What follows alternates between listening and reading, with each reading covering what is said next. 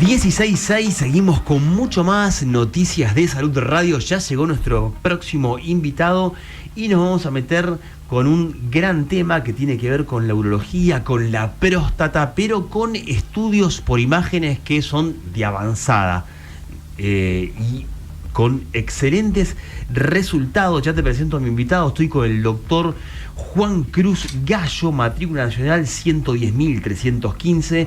Él es jefe de los servicios de PET, CT y medicina nuclear y coordinador de oncoimágenes de diagnóstico Maipú, DASA Argentina. ¿Cómo estás, Doc? ¿Todo bien? Hola, ¿qué tal? Buenas tardes. Muchas gracias por la invitación. Gracias por venir, Doc. Bueno, me quiero ir metiendo en el tema próstata. Sí. Y vamos a empezar... para la gente que está del otro lado, ¿cuáles son esos síntomas, los principales síntomas que las personas tienen que estar alerta, que nos pueden indicar que pueda haber un tumor de próstata? Bien, muy buena pregunta. La verdad es un concepto muy importante que debemos tener. Lo principal que tenemos que tener en cuenta, todo hombre, es que cuando llega a los 50 años, no esperar síntomas.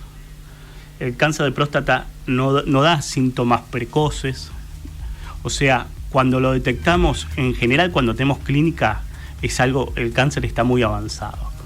Y la sintomatología que nos da es por algo avanzado, pero no precoz. Por eso es muy importante cuando uno llega a los 50 años, ir al urólogo y empezar con las consultas que hay que hacerse. El laboratorio, el análisis de sangre, donde hay que evaluar los valores de PSA, y el famoso tacto rectal, al que tantos los hombres le tienen miedo. Hay tabú todavía con eso, ¿no? Sí, Increíble. sí, increíblemente. Pero bueno, es algo que hay que ponérselo en la cabeza, el chip, y empezar a prevenir, porque cuando uno lo detecta precozmente, cambia totalmente la sobrevida de uno, ¿no? Y la calidad de vida. Claro. Ahora, Doc, la persona que dice, bueno, yo me quiero hacer un control, me hago el PSA, se llama, sí, pero no me hago que no me toquen la próstata, ¿es suficiente o no?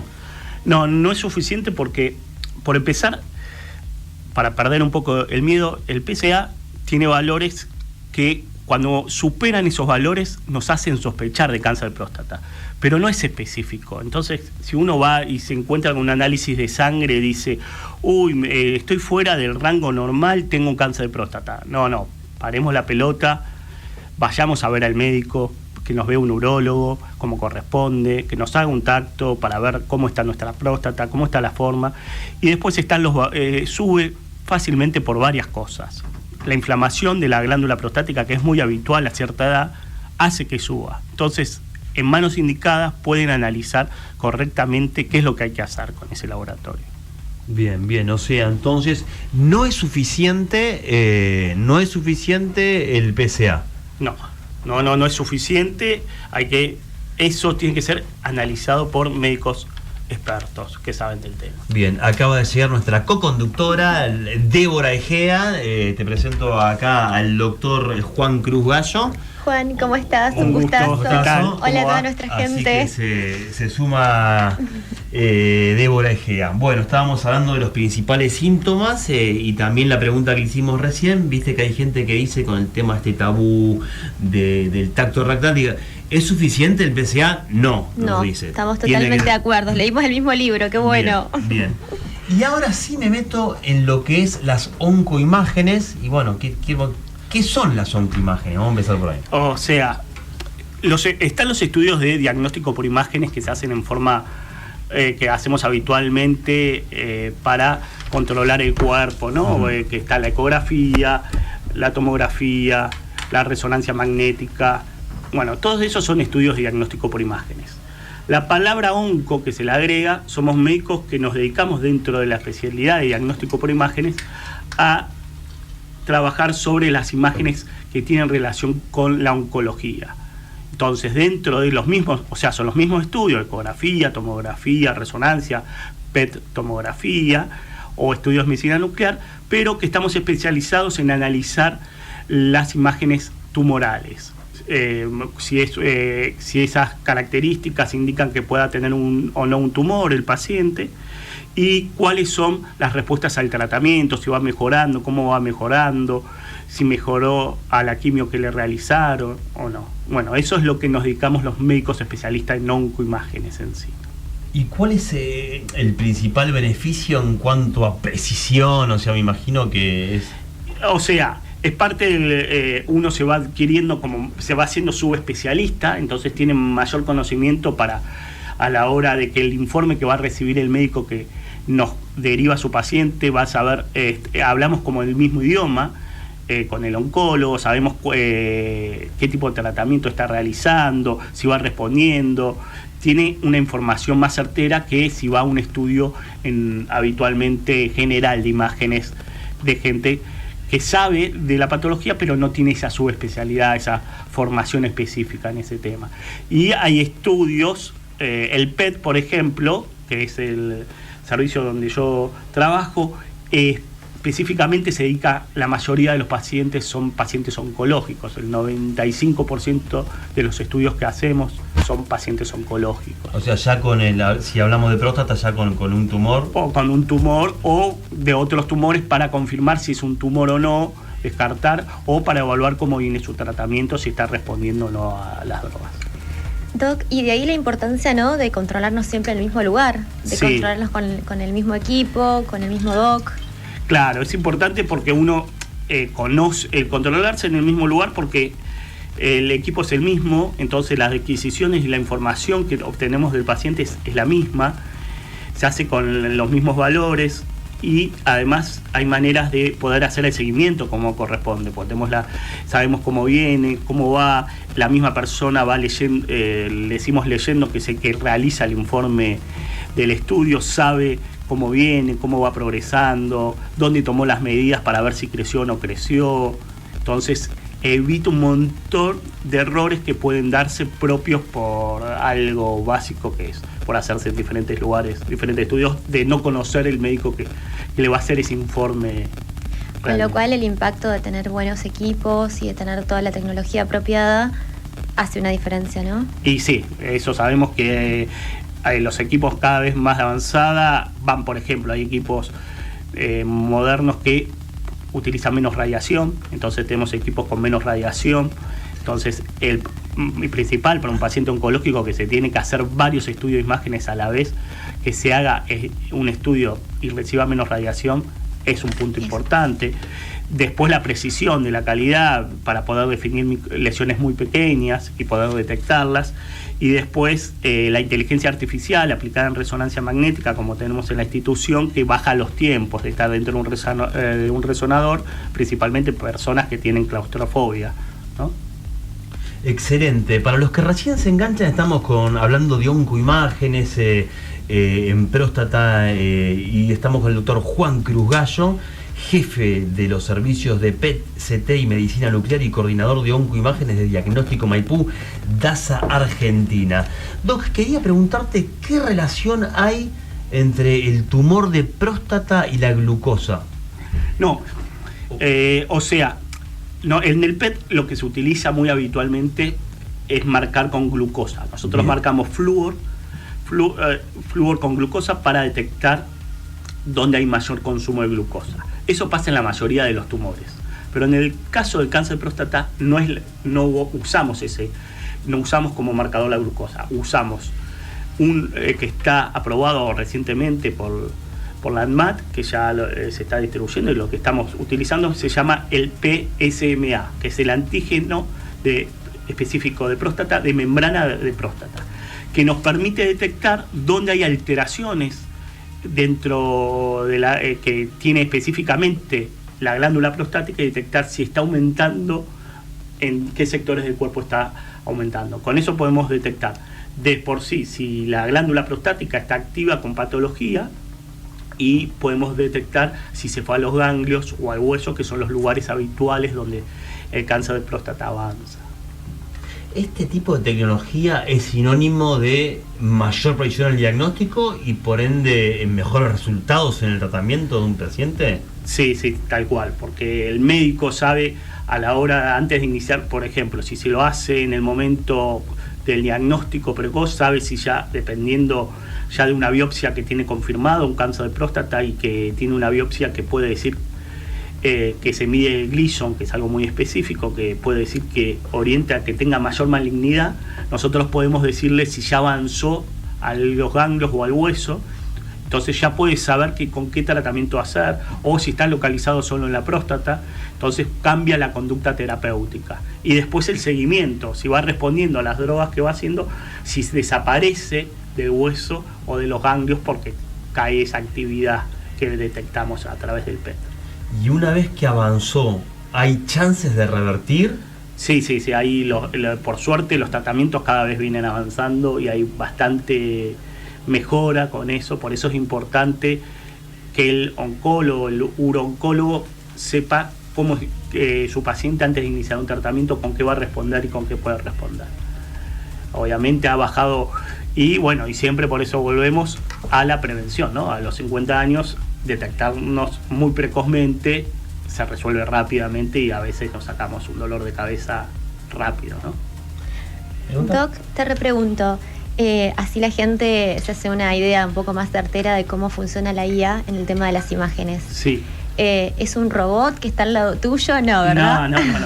La IA, o sea, es como, son programas que se ponen dentro del software, que están, hay diferentes tipos de IA que se puede usar en medicina y cada vez es un auge que viene avanzando la IA en la medicina.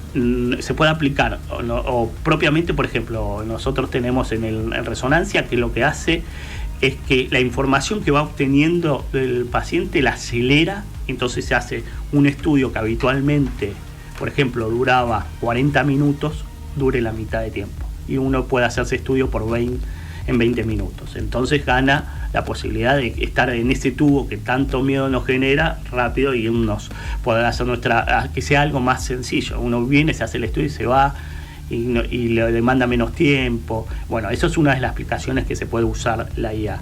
Después hay IA que se utiliza para la hora de la información obtenida en ayudar a detectarnos lesiones, avisarnos, vemos algo que esto no es habitual y que el médico lo analice.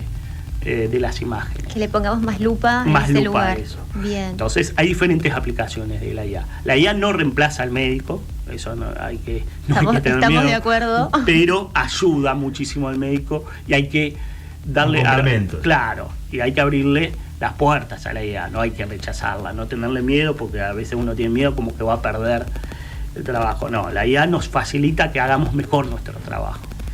Doc, ¿y crees que en lo que es los controles del cáncer, ¿no? Una persona de 50 años que debería hacérselo, ¿hay la suficiente conciencia o todavía no hemos desarrollado eso y por eso se encuentran tumores avanzados?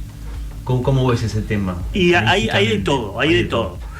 Existe la campaña hay los dos tumores más frecuentes en la Argentina son el cáncer de mama en las mujeres y cáncer de próstata en los hombres.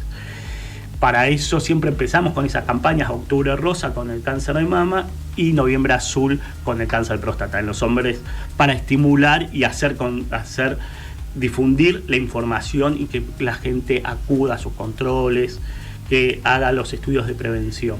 Pero bueno, existe el miedo, hay la negación de gente que no quiere pisar un médico por miedo pero que bueno, es difícil trabajar sobre ese miedo, pero hay que entender que ese miedo soluciona, el detectar hoy se soluciona un montón de cosas, entonces mejora la calidad de vida, se prolonga la sobrevida, entonces es importante lograr transmitir este tipo de entrevistas, que la gente nos escuche, es muy importante porque hace que entienda lo positivo que se puede hacer. O sea que hoy, 2024, todavía está muy presente ese tabú del hombre hacerse el estudio. Todavía está, ¿no? Sí, existe, lamentablemente existe, pero bueno, hay que romper esas barreras, hacer el tacto rectal no duele, no trae ningún problema, hay que romper esa barrera de una vez por todas. Pero porque si eso está avanzado, estás jugando con tu vida en realidad, ¿no? ¿Y ese examen cuánto dura? No, el examen es el consultorio de menos de un minuto. Menos de un minuto. Segundos. ¿Pregunta? ¿Querías preguntar? Bueno, me parece súper interesante que todo lo que estamos comunicando. Y la verdad me gustaría preguntarte, más o menos para las personas que son claustrofóbicos, que le tienen miedo a estos equipos, ¿cuáles son tus tips para que si tenés algún poquito de claustrofobia la pases menos mal ahí adentro? ¿Qué es lo que habitualmente recomiendan? Y en general tratamos, a veces ponemos, hay pantallas que se ponen dentro de los equipos para que se distraigan y miren si pueden tener la cabeza afuera y se puedan distraer. Se pone música funcional, tratar de relajar, sacarle un poco del clima, y también se decora las salas para sacarle ese blanco hospital que uno tiene, ese miedo, que el blanco hospital, que piense que... Bueno, eso es lo que se busca con el departamento de marketing, trabajamos esas cosas, cómo mejorar, cómo tenga el confort, además de la tecnología, ¿no? O sea, el equipo que ustedes tienen en Ancho Maipú, o sea, ¿está acá cuando vos te metés adentro o qué distancia tiene? ¿Está muy pegado a la...? Depende, o sea, los estudios, por ejemplo, de resonancia, cuando uno se hace una resonancia de próstata que sirve para evaluar, queda la cabeza un poquito afuera, pero uno está casi todo el cuerpo adentro. Pero la cabeza te queda un poco afuera. Sí, pero da la sensación, igual no todos lo toleran, a veces hay, dependiendo la altura, a veces tienen que entrar con la cabeza, pero bueno, se ponen auriculares, se escucha música funcional, se bajan las luces, se trata de... Y bueno, y al cortar los tiempos, no es lo mismo alguien saber que va a estar 15 minutos que va a estar 50 una hora. minutos, tal cual. Con lo cual las condiciones del momento dan para que nadie se prive de hacerse un estudio tan importante y con un equipo tan bueno y con un equipo médico también, ¿no? Que eso también es lo que la parte humana hace bastante la diferencia en la atención. ¿Cómo es el equipo ustedes para abordar este tipo de patologías? ¿Hay un equipo multidisciplinario? ¿Quiénes intervienen? ¿Un urólogo? ¿Imágenes? ¿Cómo es la pata de...? En general nosotros tenemos... nos comunicamos directamente con los médicos derivantes y tenemos una comunicación, hablamos personalmente, tenemos mucho contacto personal. Nosotros somos una institución que no es hospitalaria, entonces no está la interrelación hospitalaria, pero sí tenemos esa comunicación con el médico que ya nos conoce, que nos envía a sus pacientes, y tenemos saber cuándo comunicarse, qué necesita. A veces, si el estudio, antes de programar el estudio, hablamos a ver qué es lo que quiere ver, qué es lo que está evaluando. Entonces tratamos de ser que sea más personalizado y que le demos la información que el médico nos envió al paciente, sepa qué resultado está buscando. Bien. Sí, y así como está la octubre rosa, ¿por qué le pusieron noviembre azul? ¿El azul tiene algún significado? Y como el rosa está asociado con la mujer, bien, el azul con el... Bien. Simplemente había que poner un color. Bastante tradicionalistas lo del marketing. Sí. Eso quedó así. Sí, qué especialidad, es muy puntual lo que hace, ¿no? ¿Querés preguntarme? Es súper interesante. Juan, yo te voy a preguntar, ¿por qué elegiste esta especialidad? ¿Qué es lo que te motivó a...? La verdad fue yo quería ser al principio cirujano y después me fui yendo de la cirugía a hacer algo más de avanzada, y cuando empecé a hacer en la carrera de medicina, la materia me gustó mucho, y dentro me parece como es el poder resolver, es gratificante cuando uno ve cómo mejora el paciente y uno le da un resultado y puede ayudar en esa mejora. Eso gratifica en general. A todos los médicos nos gratifica cuando logramos mejorarle la vida al paciente, ¿no? Doc, ahora, si en tu familia tuviste un caso de cáncer de próstata, ¿los estudios empiezan siempre a los 50, antes o después? ¿Cómo es ese? El antecedente de cáncer de próstata es un factor de riesgo a tener en cuenta. Las guías dicen que hay que tener estar más atento, quizás empezar con análisis un poco antes de los 50, pero por eso es importante. Yo recomiendo que vayan a ver al médico, al urólogo a partir de los 40 años si uno tiene antecedentes de cáncer de próstata. Pero, o sea, eso no significa que tenés predisposición, o eso no significa que vos vas a tener. No. Ah, ok. No, pero aumenta un poco el factor de riesgo. El principal factor de riesgo es la edad en el cáncer de próstata. Cáncer de mama sí es muy importante la carga familiar. Cáncer de próstata tiene su asociación, pero no es tan alta esa asociación como la tiene el cáncer de mama, ¿no? Pero siempre es bueno, si uno ya sabe que tiene antecedentes familiares, empezar un poquito a antes. estar atento antes, ¿no? Doc, ¿y hay formas de prevenirlo? O sea, más allá de los controles, llevar una vida saludable. ¿Hay cosas, tips para que no desarrollar un cáncer de próstata, por ejemplo? ¿O tiene que ver con la edad y tenés que hacerte el control y no? En general hay estudios, pero no terminan siendo bien claro. Se habla un poco de tipo de la alimentación, el alcohol, pero la estadística muestra que es muy alto el desarrollo de cáncer de próstata con la edad y que cada uno va llegando y aumenta porcentaje que llega a porcentaje del 50% arriba de los 100 años. Entonces hay que tener en cuenta que el desarrollo de cáncer de próstata, la edad misma nos lleva a que lo podamos desarrollar. Bien. Y no tenemos nada para hacer prevención en sí específico, sí detectarlo temprano para solucionarlo, ¿no? Bien. Doc, y con respecto a estos estudios tan interesantes y tan precisos, si tuviéramos que compararnos, no sé, con algún primer lugar del mundo, Estados Unidos o Europa, ¿sentís que estos equipos realmente están a ese nivel? Sí, nosotros tenemos equipos que están igual que cualquier país de primer mundo, no hay diferencia. Y bueno, yo siempre creo que la calidad médica argentina es excelente y por algo muchos médicos migran afuera y no tienen problema. La formación es excelente en la Argentina y inclusive vienen muchas veces a atenderse a la Argentina gente de países de primer mundo en busca de soluciones. Buenísimo. Bien, sí, o sea, perdón, ¿te ibas a decir algo más? Te interrumpí. No, le iba a preguntar si la gente por ahí en la casa se está preguntando si estos estudios duelen, que no hablamos de eso. No, pregunta. No, son estudios. ¿No te inyectan nada? O sea, depende qué estudio y depende qué es lo que vamos a estudiar. En general, por ejemplo, si vamos a hacer un estudio, la ecografía que se puede hacer, ecografía transrectal, por ejemplo, para evaluar la próstata, no duele, no se inyecta nada. En el PET, para hacer cuando vemos el metabolismo y queremos estudiar si está esa extensión que hablaba, si es una microaguja, es como una inyección de sangre, es nada. No son estudios dolorosos. Y en la resonancia de próstata, que sí le piden con contraste, también es una mini inyección, no son estudios que no es algo doloroso, es 100% tolerable. Bien.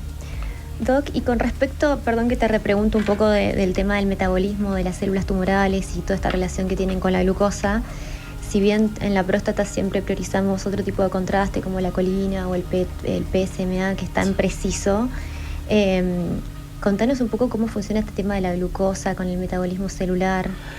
Bueno, la glucosa, por ejemplo, los tumores consumen el cuerpo consume glucosa. Es normal consumir glucosa, cuando hacemos actividad consumimos glucosa. Hay órganos que consumen todo el tiempo glucosa y que ahí cuando uno hace un estudio PET van a tener siempre actividad. Por ejemplo, el cerebro no para, siempre está con actividad de glucosa, el corazón también tiene actividad de glucosa. Y bueno, y los tumores que están alterados sus características, hay gran cantidad de tumores, no todos los tumores, que consumen mucha glucosa. Entonces, cuando hacemos un PET general, lo marcamos con glucosa para ver dónde está aumentada esa glucosa. ¿Quién se la come más? Claro, entonces compiten a ver quién come más glucosa y detectamos. Lo que hay que tener en cuenta es que también una inflamación consume glucosa. Entonces, por ejemplo, estamos con una neumonía, puede consumir glucosa. Las infecciones urinarias, hay varios componentes que también consumen glucosa. Por eso es la capacidad del médico especialista en oncoimágenes en poder saber si esa glucosa que se está consumiendo se asocia a un tumor o puede asociarse a una inflamación, para no dar un error diagnóstico, ¿no? Y a veces es imposible diferenciar si es un proceso, por ejemplo, la tuberculosis, que consume mucha glucosa, a veces no es difícil diferenciar un tumor de pulmón con una tuberculosis y termina en un procedimiento mínimamente invasivo como es una punción para poder detectar si realmente qué era y cuál fue la causa. A veces nos vemos obligados a que hay que hacerle una punción al paciente y tomar una muestra y poder definir. Pero si no, el médico especialista en oncoimágenes puede diferenciar si esto es un proceso inflamatorio de un proceso tumoral, ¿no? Bueno, Bien. y de ahí la importancia, ¿no?, de tener profesionales que estén tan bien capacitados y que contemos con esta herramienta tan importante que es la guía, como mencionábamos anteriormente. Tal cual, tal cual. Así que bueno, muy interesante. Sí, muy interesante. Y bueno, son, como recién decías, Diego, son equipos de última generación que, bueno, el que está del otro lado escuchando, o sea, el acceso a este tipo de estudios, o sea, hoy en día, todavía, esperemos que algún momento sí, en un hospital público no lo vas a encontrar, seguramente, No, pero es una inversión en tu salud. Sí, ¿no? tal cual. Sí, tener la precisión de poder predecir, de saber el pronóstico de una enfermedad, eso claramente tiene un coste y es un coste que vale la pena para la salud. Sí, la verdad que sí. Doc, ahí me gustaría remarcar de vuelta, para la gente que nos está escuchando de otro lado, esos síntomas que uno tiene que tener en cuenta, que los dijiste al principio, vamos a repetirlo. La edad. Uno tiene que ponerse el chip, llegué a los 50 años, Sí.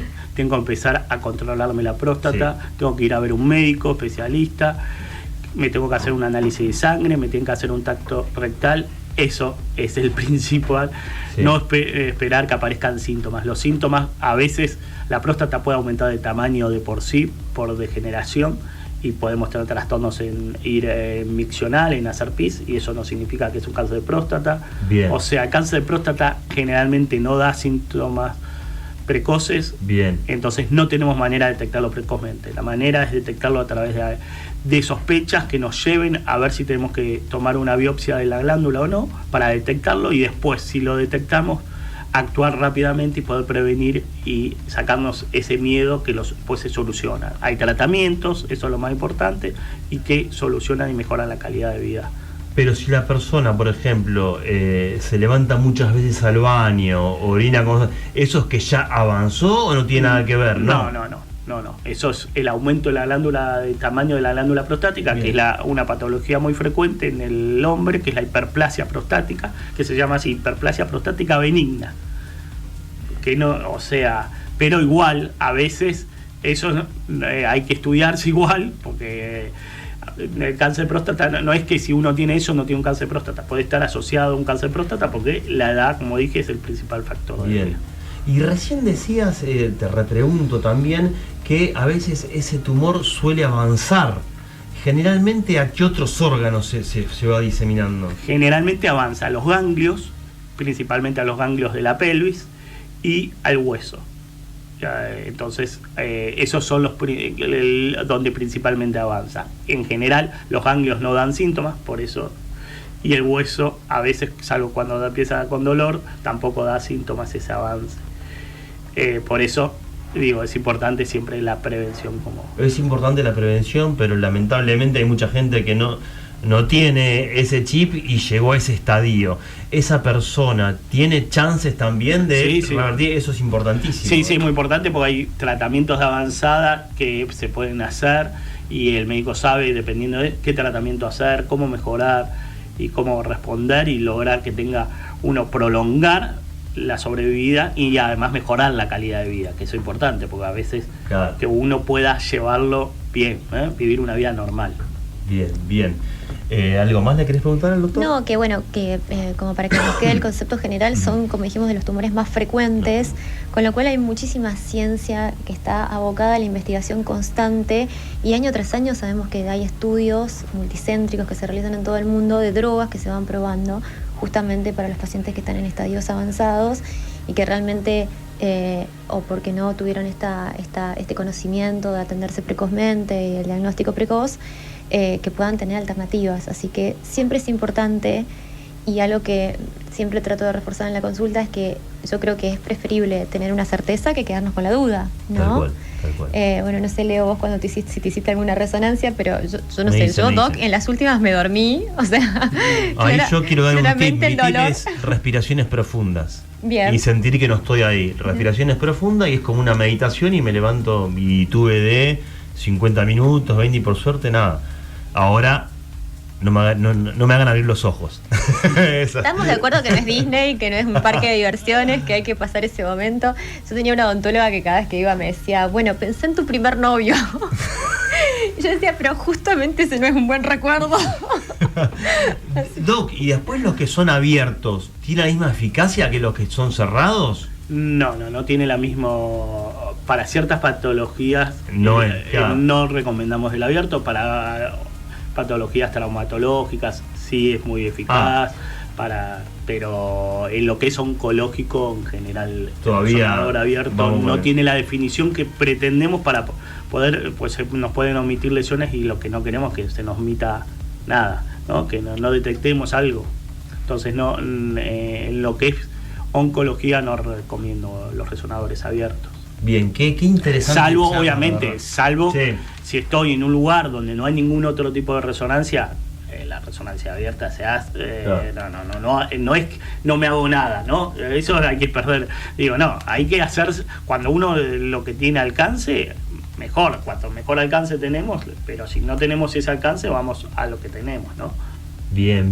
Muy interesante el tema, oncoimágenes, la verdad, equipos de última generación. Para los que recién se enganchan, estamos con el doctor Juan Cruz Gallo, jefe de los servicios de PET, CT y medicina nuclear y coordinador de oncoimágenes de diagnóstico Maipú, DASA Argentina. ¿Estás en la sede de Olivos vos, Doc? ¿Me Sí, dijiste? sí, estoy ahí principalmente. Bien. ¿Algo que quieras agregar, Doc? No. Muy completo todo. Creo que hay que tener conciencia y saber no tenerle miedo. Eso es lo principal. No tenerle miedo. Juan, te vamos a compartir nuestra bandera, que obviamente no fue creada por nosotros, fue creada por nuestro queridísimo Ay, Debo, doctor no me pongas colorado, por López favor. Rossetti. Es un amigo de la Pero, casa. tipo, nuestra coletilla es Decilo vos. un dedo al año, no hace daño, Estoy y un muy de dedo acuerdo, al día, ya es picardía. Ya es picardía. No quería Así que- terminar así, pero bueno, Es importante. pero Un dedo al en la año. jerga de los urólogos se dice algo, bueno, No si hace suma. Obvio. Doc,